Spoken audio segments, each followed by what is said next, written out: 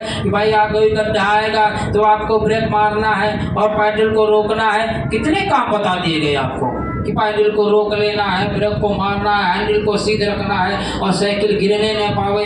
बहुत से नियम है, लेकिन जब उसी साइकिल को आप चलाने लगे, कभी गिरे, कभी उठे, कभी लड़खड़ाए और उसके बाद जब चलाना सीख गए, अब उस पर आप चले जा रहे हैं। अब कोई बताने की जरूरत नहीं है, आपकी नज़रें काम कर रही हैं। गड्ढा आएगा और आप जो है और उस समय आपका ब्रेक लग जाएगा, आपका ब्रेक लग जाएगा, आपका पैडल रुक जाएगा। जैसे आपका ब्रेक और बिल्कुल हाथों में और बिल्कुल पूरी तरह से बन चुका है, पैरों में पैडल जैसे पूरी तरह से बन चुका है, वो अब आपकी एक आदत में बन गए। आप चले जाएंगे, कितना भी खतरा सामने आ जाए, आपकी साइकिल गिरेगी नहीं, आप संभल जाएंगे। अगर ब्रेक लगना है तो ब्रेक लग जाएगा, पैडल को रोकना है तो पैडल रुक जाएगा। इस तरह से आपका ऐसे ही भजन है, गुरु महाराज ने कहा ऐसे ही भजन है, ऐसे ही नाम है। नाम क्या है? जब आप नाम को पूरी तरह से अपने इस शरीर के अंदर, अपनी जीवात्मा पर पूरा आदत में शामिल कर लेंगे, आदत में शामिल कर लेंगे। कोई काम आपको करने चलना है, सबसे पहले जय गुरुदेव नाम को लेना है। कोई काम आप करने चले और उसमें जब आप जय गुरुदेव नाम को लेंगे, धीरे धीरे आप देखेंगे और यही नाम आदत में शामिल हो जाए। कहाँ हम लोग जय गुरुदेव नाम जानते थे पहले? हमें तो नहीं जय गुरुदेव नाम पता था। हम लोग तो सीताराम जानते, हम लोग तो राधे श्याम जानते, हम तो राम राम जानते थे। कोई सामने मिला और सबसे पहले राम राम, जय राम, सीताराम, ऐसे कितने। लेकिन जब गुरु महाराज अपनी शरण में ले लिया और ये नाम मिल गया और नाम को लेते लेते, सत्संग को सुनते सुनते नाम को इस तरह से धारण कर लिया, इस तरह से हमारे आपके अंदर दिल दिमाग पर इसकी छाप बन गई कि अब आप कोई भी काम करने चले तो सबसे पहले जय गुरुदेव नाम निकलेगा। आप देखो आदत में कैसे शामिल है। जैसे ही आप मोबाइल में और दूसरा व्यक्ति कोई मिलेगा तो हेलो करता है, लेकिन हम आप सीधे जय गुरुदेव करते हैं। अगर आपके अंदर पूरी तरह से नाम रचा बसा है तो आप सीधे जय गुरुदेव बोलेंगे।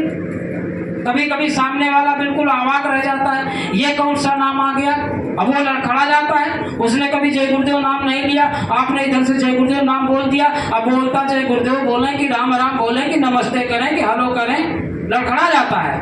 कभी कभी दबी जबान में धीरे से जय गुरुदेव बोल देगा कभी कभी, लेकिन फिर बाद में जय राम बोल देगा, फिर बाद में नमस्ते, क्योंकि उसमें रचा बसा नहीं है उसके अंदर।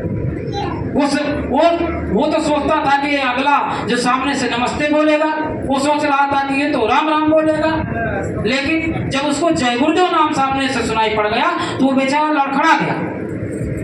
लेकिन हमारे आपके लिए आम बात है।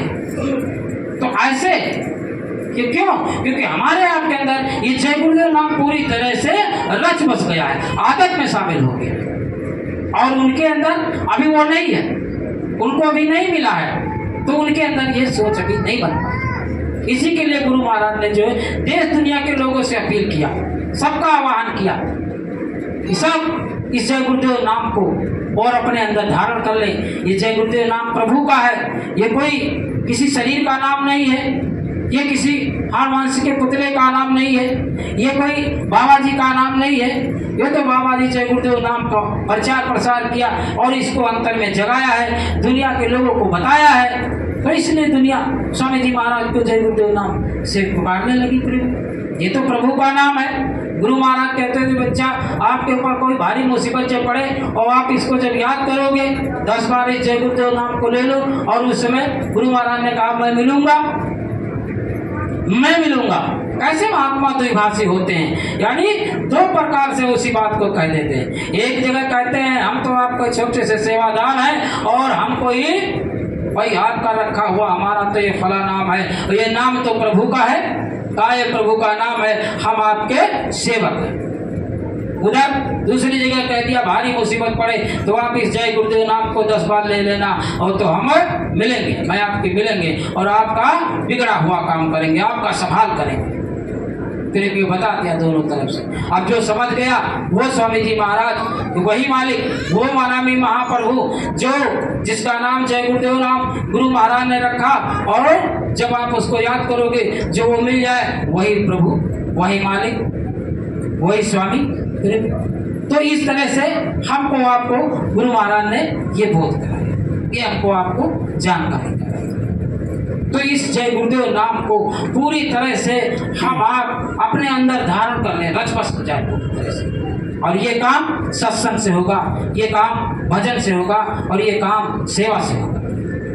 जब आप ये गुरु महाराज के बताए हुए ये जो नियम है, जो हमारे जीवन की दिशा और दशा को बदलने वाले हैं, जो हमारे आपके इस अच्छे समाज के निर्माण कराने वाले नियम है, इनका जब आप पालन करेंगे और तब पूरी तरह से आपका गांव नगर कोई आपका नाम नहीं लेगा वहां पर, बस वो भी आपको वही कहेगा, ये भाई जय गुरुदेव जा रहे हैं, वो जय गुरुदेव जा रहे हैं।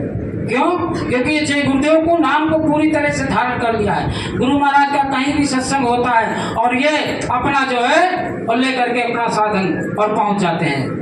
सत्संग कहीं भी होता हो और पहुंच गए गुरु महाराज के उस सत्संग में, सेवा दरबार से कभी आ जावे और उस सेवा में और ये चले जाते हैं, चाहे वो शाकाहारी के प्रचार की सेवा हो और चाहे वो संगत की कोई दूसरी सेवा हो, और उसमें ये बराबर चले जाते हैं भाई, अपना घर बार छोड़ करके, अपने रोजी रोजगार को रोक करके और बाबा जय गुरुदेव जी महाराज के उस मिशन में प्रचार प्रसार में और बराबर चले जाते हैं। सुमिरन ध्यान भजन अब ये तो दुनिया जान नहीं पाती है कि भाई ये कितना करते हैं, वो तो बंद होता है, हम आप अपने घरों में करते हैं, शाम को बैठ करके सुबह बैठ करके सुमिरन ध्यान भजन करते हैं। इसको तो केवल स्वामी जी महाराज जानते हैं, भैया तो आप जानते हैं कितना आप सुमिरन कर रहे हो, कितना आप ध्यान कर रहे हो, कितना आप भजन कर रहे हो। लेकिन सत्संग और सेवा इसको तो दुनिया भी देखती है, भाई सेवा में भी बराबर जा रहे हैं, सत्संग में भी बराबर जा रहे हैं, तो ये तो दुनिया भी देखती है। लेकिन आधार तो सुमिरन ध्यान भजन ही है। अगर आप सुमिरन ध्यान भजन कर रहे हैं तो प्रेमियों सेवा में भी मन लगेगा, सत्संग में भी मन लगेगा। अगर आप सुमिरन ध्यान भजन पूरी तरह से और नहीं कर पा रहे हैं तो प्रेमियों सत्संग में भी मन नहीं लगेगा और सेवा में भी मन नहीं लगेगा। क्योंकि गुरु महाराज इस आध्यात्मिक पाठशाला में प्रेमियों हमको आपको तो चिंतन विचार सोच को ऊंचा करने के लिए और गुरु महाराज ने हमको आपको इस सत्संग का बताया कि बच्चा इसमें आप बराबर जाते हो, तो बराबर हम लोग सत्संग में सेवा में और इसी तरह से लगे रहें प्रेमियों, तभी हमारा आपका काम होगा प्रेमियों। जो काम कई जन्मों का, पहले जन्म में गुरु भक्ति कर, दूसरे में नाम और तीसरे में मुक्ति पद, चौथे में प्रेमियों 4 जन्मों का जो गुरु महाराज ने बताया है। तो ये इसी जन्म में आपको मनुष्य शरीर मिल गया, आपको गुरु महाराज मिल गए, आपको नाम मिल गया। अब क्या? अब बस सुमिरन ध्यान भजन करके जीवन मामादि के देश पहुंचे। और प्रेमियों आगे तो गुरु महाराज आपकी संभाल करने के लिए खुद ही बैठे हैं। वो तो कहे बच्चा हमने तुमको नाम दान दिया है और नाम दान दिया है जिसको हमने, और उसको पार करने का हमारा पूरा ठेका है। गुरु महाराज ने कहा पूरा ठेका है जिसको हमने नाम दान दिया। तो नाम दान हमको आपको मिल गया है, ठेका गुरु महाराज ने लिया है प्रेमियों। हम आप केवल निमित्त मात्र खड़े रहें, अपने लिए उस घाट पर बैठते रहें, हाजिरी बराबर लगाते रहें प्रेमियों। वकालत तो हमारी आपके गुरु महाराज उसे धर्मराज की कचहरी में करेंगे। ये हमारा बच्चा देखो बराबर सत्संग में जा रहा, बराबर सेवा में जा रहा है, और अगर इसका सत्संग में मन नहीं लग रहा है, सेवा में मन नहीं लग रहा है, जा तो रहा है लेकिन इसके दिल दिमाग पर ये आपका जो मन छाया हुआ है और ये तो तुम्हारा एजेंट है, यही तो इसके भजन को नहीं बनने दे रहा है, यही तो इसके मन को नहीं इसके जो है ध्यान को बनने नहीं दे रहा है। तो इसमें हमारे बच्चे का क्या कसूर है? इसमें हमारे बच्चे का क्या कसूर है? कसूर तो तुम्हारे एजेंट का है जो अंदर बैठा हुआ ये मन है। प्रेमियों हमारे गुरु महाराज समर्थ, वो स्वयं उस काल भगवान को बनाने वाले, यमराज को बनाने वाले प्रेमियों। और जब वो सामने आपकी वकालत करेंगे, आप देखो बड़ी बड़ी कोर्ट कचहरियों में और ऐसे ऐसे वकील आपके इसी भारत भूमि पर हैं, और जब वो और कोर्ट में पहुंच जाते तो बड़े बड़े जजों के और पसीने छूट जाते हैं वकील। और इसीलिए मुकदमा खत्म कराने के लिए लोग बड़े बड़े वकीलों को ढूंढते हैं। बड़ा वकील जाएगा और बड़ी दलील पेश करेगा, सामने के जज की कलम पर कभी कभी ब्रेक लग जाता है केवल वकील को देख करके। तो ऐसा समर्थ वकील हमारे गुरु महाराज और यमराज की कचहरी में आपकी वकालत करेंगे। लेकिन कब? जब आप ध्यान और भजन में बैठेंगे तब। तभी तो वकालत कर पाएंगे, और नहीं तो उस समय आपकी जीवात्मा जिस समय और खड़ी होगी यमराज की कचहरी में, वो आपने सुमिरन ध्यान भजन किया नहीं, तो गुरु महाराज फिर आपकी क्या वकालत करेंगे, क्या वकालत करेंगे प्रेमियों। इसलिए हम आप बिना नागा सुमिरन ध्यान भजन करते रहें, और तभी हमारे आपके जीवात्मा की वकालत और गुरु महाराज यमराज की कचहरी। और प्रेमियों, यमराज क्या है हमारे गुरु महाराज के सामने? कुछ नहीं। अगर हमारे आपके लिए गुरु महाराज को वहाँ दलील पेश करना पड़े, वकालत करना पड़े, यह भी प्रेमियों हमारे आपके और बड़ी शर्मिंदगी की बात है, क्योंकि हमारे गुरु महाराज वहाँ उससे यह कहें कि इसको पार करो, ये कहें इसको जाने दो।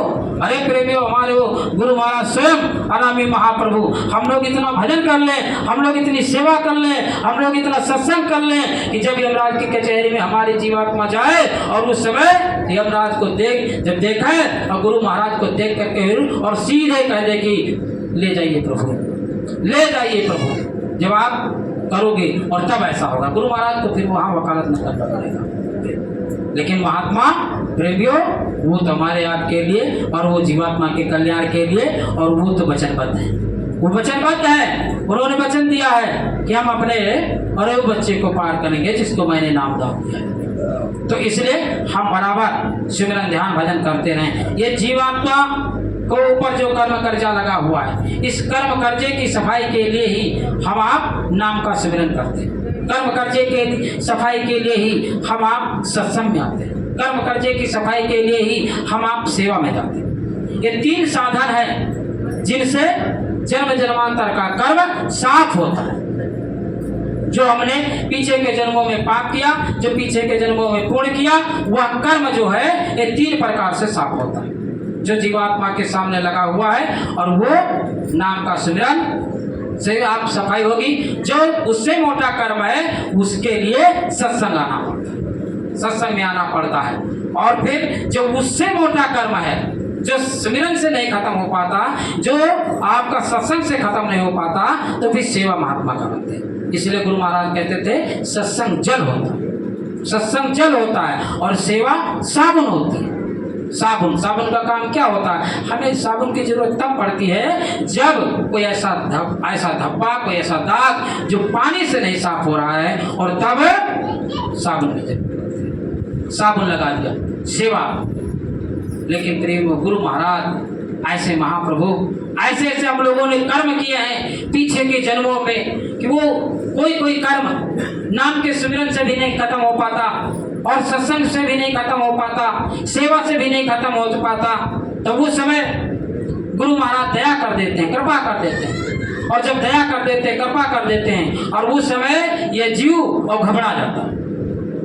महात्माओं की दया को जीव बर्दाश्त नहीं कर पाता, बर्दाश्त नहीं कर पाता। अब ये ना सोचना कि बच्चे को नौकरी मिल गई तो गुरु महाराज की बहुत बड़ी दया हो गई, या तो सभी बर्दाश्त कर लेंगे।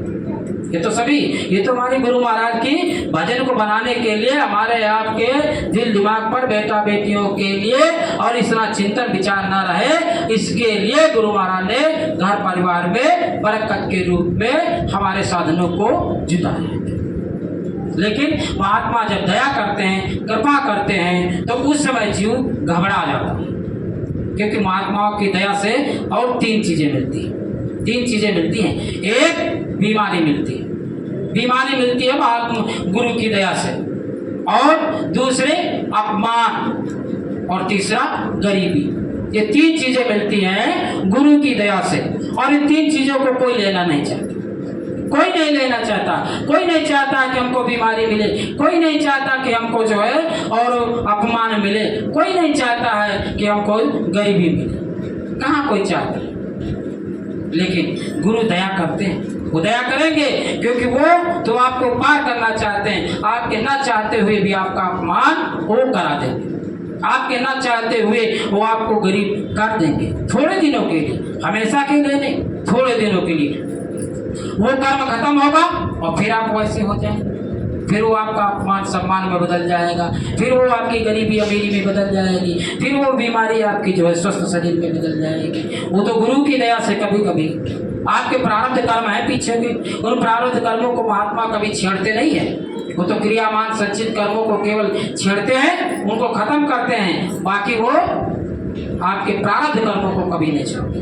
प्रारब्ध कर्म पर ही हमारे आपके सांसों की पूंजी निर्भर है। प्रारब्ध कर्म आपके खत्म हो जाए और उसी दिन आपकी जीवात्मा इस शरीर को छोड़ करके और चली जाए। इसलिए महात्मा प्रारब्ध कर्मों को कभी खत्म नहीं। एक छोटा सा दृष्टांत है कि जब गुरु की दया होती है और जीव कैसे घबरा जाता है, कैसे उसको बर्दाश्त नहीं कर पाता है और वो समझता है गुरु हमारे ऊपर कोई दया नहीं करते। वो समझता है गुरु हमारे ऊपर कोई दया नहीं करते। ये समाज भी कहेगा, ऐसे समर्थ महात्मा बाबा जय गुरुदेव जी महाराज, और उनसे जुड़ करके और आपको इतना भारी बीमारी, आपको इतना अपमान और आपको इतनी गरीबी आ गई। आप तो कहते हो मथुरा का देवता बरकत बांट रहा है, आपकी बीमारियां खत्म कर रहा है, वो आपको धन दौलत देगा। वो आप जुड़े हुए बाबा जी से, वो आप ही गरीब हो गए, आपको ही बरकत नहीं मिल पाई, आपको ही बीमारी हो गई है, तो दूसरे को आप बीमारी क्या छुटकारा दिलाओगे? क्या आपको जो है गरीबी से छुटकारा मिलेगा?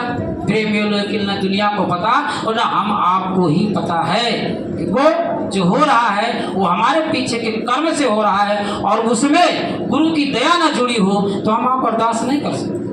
गुरु की दया जुड़ी, हमें क्या पता है कितना बड़ा अपमान होना था, हमें क्या पता है कितनी बड़ी हमें गरीबी आनी थी, हमें क्या पता है हमको कितनी बड़ी बीमारी होनी थी। एक दृष्टांत छोटा सा है कि देखो, एक बार की बात है, ऐसे एक सत्संग का आयोजन था और सत्संग के आयोजन में सभी लोग जाया करते। जैसे आप अलग अलग स्थानों से आ रहे हैं, कोई नज़दीक का है तो पैदल चलाया, कोई अपना मोटरसाइकिल से चलाया, कोई 4 पहिए के वाहन से चलाया, कोई साइकिल से भी आया होगा। यानी अलग अलग स्थानों से लोग अपनी सुविधा के अनुसार और सत्संग में आते हैं। एक बहन जी थी, बड़े घरों की बहन जी थी, और वो जो है पैदल ही सत्संग के लिए निकलती। देखो, सत्संग सबका भाव अलग अलग होता है।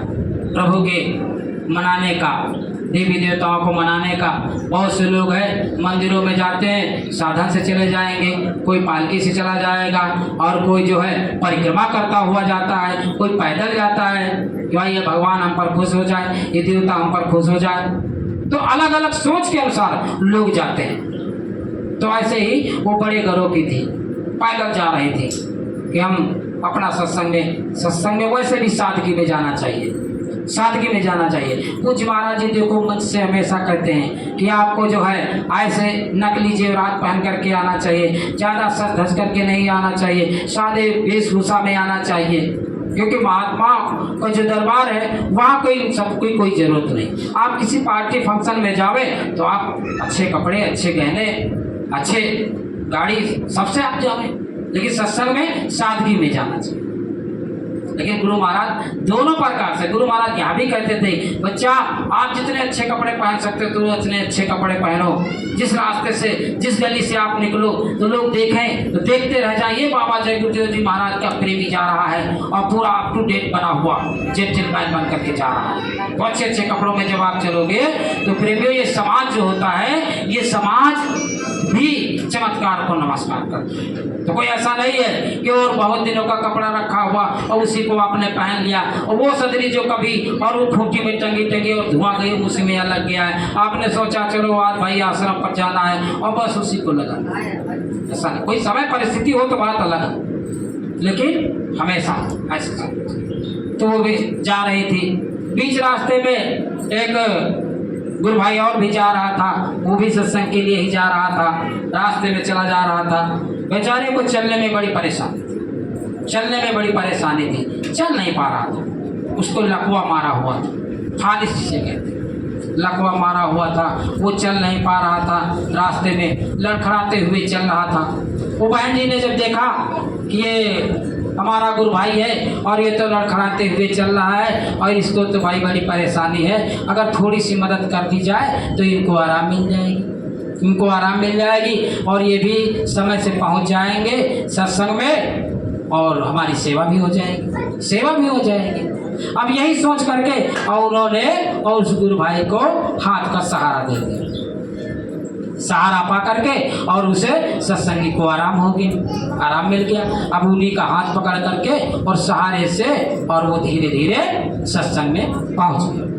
जब सत्संग में पहुंचा तो वहाँ पर अब वो बैठ करके सत्संग सुना और सत्संग सुन करके उसके बाद और फिर वहाँ भोजन प्रसाद की व्यवस्था। भोजन प्रसाद की व्यवस्था थी, प्रसादी के लिए और पत्तल डाल दिए गए। अब उस गुरु भाई का भी पत्तल डाल दिया गया और बहन जी का भी पत्तल उनको भी मिल गया। संयोग था अच्छा कि दोनों लोगों का पत्तल और एक साथ ही एक साथ बिल्कुल बराबर बराबर में बैठे भोजन परोस दिया गया। वो गुरु भाई बेचारा वो तो लकवा का मारा हुआ, भोजन करने में भी उसको परेशानी। वो अपना हाथ से मिलाया भोजन को और मिला करके और जैसे ही उठा करके मुंह में डालने का प्रयास किया और थोड़ा सा मुंह में गया और बाकी उसी पत्तल में गिर गया। एक बार दो बार ऐसा करता रहा और बस मुंह में डाले और थोड़ा सा मुंह में जावे और बाकी उसी पत्तल में गिर जाए। बहन जी ने देखा, अभी वो शुरू नहीं किए थे, उन्होंने देखा इसको तो बड़ी परेशानी है, हमारा गुरु भाई है, ये तो खा नहीं पा रहा, इसका हाथ काम नहीं कर रहा है, मालिश में ये होता आधा अंग जो है और वो कमजोर हो जाता है। अब उनको दया आ गई तो उन्होंने अपने पत्तल को रख दिया और कहा हम थोड़ी मदद कर दें, आपकी थोड़ी मदद कर दें। तो कहा ठीक कर दीजिए मदद। अब वो वे सामने बैठ गई, जैसे कि माँ और बच्चे को भोजन कराती है और वैसे ही और वो अपना भोजन और लेकर के और उस गुरु भाई के मुंह में डालने का प्रयास कि उनके मुंह में डाल दिया जाए। जैसे ही भोजन लेकर के और उनके मुंह के पास ले गई और उस गुरु भाई ने मुंह खोला, जैसे ही मुंह खोला और उनके मुंह से लार और उसी पत्तल में पहले ही गिर गई। लार जो थी उसी पत्तल में पहले ही गिर गई और थोड़ा और फिर भोजन गया और बाकी कुछ भोजन उसी पत्तल में फिर गिरा। फिर दोबारा उन्होंने ऐसे किया, जैसे और भोजन का और निवाला उनके मुंह में डाला और बस डालने का प्रयास कर रही, जैसे ही मुंह खोला और लार फिर उसी पत्तल में गिराई। अब वो जितनी बार खिलाने का प्रयास करती और उतनी बार वो लार उसी पत्तल में गिर जाती, उसी भोजन में मिल जाती। ऐसा कई बार खिलाया उनको और थोड़ा खाए और फिर मना कर का हो गया बहन जी, बस मना कर दिया। अब वो तो अपना भोजन करके उठ गया। बहन जी अपना गई, हाथ धोया और हाथ धो करके और आ गई, वो अपना भोजन प्रसाद कर वो अपना निकल गया, चला गया। भोजन वही उसमें जूठन पड़ी रही। बहन जी ने अपना भोजन किया और भोजन करने के बाद और वो अपना पत्तल उठाए और अमूमन हम लोग भी यही करते हैं कि भाई अगर हमारा कोई गुरु भाई है या कोई और है, अगर पत्तल को छोड़ दिया, नहीं पूरा उठाया उसने, तो हम उसका भी पत्तल उठा लेते हैं, उसका भी गिलास उठा लेते हैं, जूठन भी उठा लेते हैं। ये हमारा आपका स्वभाव है, यही गुरु महाराज ने हमको आपको सिखाया है और ये करना चाहिए। तो उन्होंने पत्तल उठा लिया, अपने उस गुरु भाई का भी अपना भी। एक सेवादार लगा था, जैसे हम आप भी मथुरा में जब लग जाते हैं तो अपना कनात लगा करके एक सेवादार को बैठा देते हैं, वही पत्तल जो हो जा करके गड्ढे में छोड़ना, यहाँ मत छोड़ना। लेकिन कहाँ हम लोग सीख पाए, पूरा कहाँ हम लोग सीख पाए। ये सब जानते हैं कि पत्तल गड्ढे में ही डालना चाहिए, लेकिन जरा सा आँख का वोट हुआ, अगर सेवादार एक दिन हम ना बैठा है और बस कनात के बाहर निकले पत्तल वही डाल दिया, पत्तल वही डाल दिया। और ये हमारा स्वभाव है, ये आज का नहीं है, ये हमारे दिल दिमाग पर छाया हुआ है कि जो एक करेगा वही दूसरा भी करेगा। एक गिलास अगर आपने डाल दिया तो उसी जगह दूसरा गिलास, दूसरा पत्तल, उसी पे हाथ धोना, उसी जगह सब कुछ होगा। और फिर पत्तलों, जब सुबह आप उठ करके देखेंगे तो पत्तलों का एक बड़ा सा ढेर उसी गेट के पास कर दिया। किसने, कोई एक ऐसा रहा होगा जो पहले एक पत्तल छोड़ा।